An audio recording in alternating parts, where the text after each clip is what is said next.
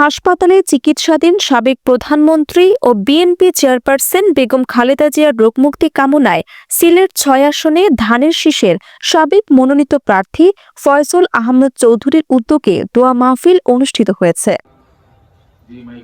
বৃহস্পতিবার সন্ধ্যা ৭টায় গোলাপগঞ্জ উপজেলার ঢাকা দক্ষিণ বহুমুখী উচ্চ বিদ্যালয় ও কলেজ মাঠে দোয়া মাহফিল অনুষ্ঠিত হয়।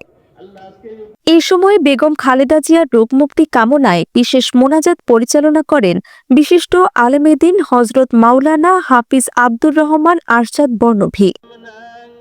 দোয়া মাহফিল শেষে ধানের শীষের সাবেক মনোনীত প্রার্থী ফয়সল আহমেদ চৌধুরী বলেন, জানেন যে প্রতিটি মানুষ তাকে অভিভাবক হিসেবে গ্রহণ করে, সেই অভিভাবক অসুস্থ।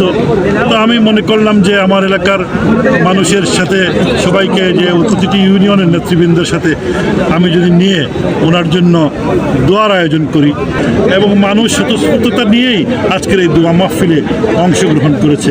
তো আমরা আশা করি সবার দোয়া আল্লাহ কবুল করবেন এবং আমাদের অভিভাবক বেগম খালেদা জিয়াকে আবারও আমাদের মধ্যে ফিরিয়ে দেবেন।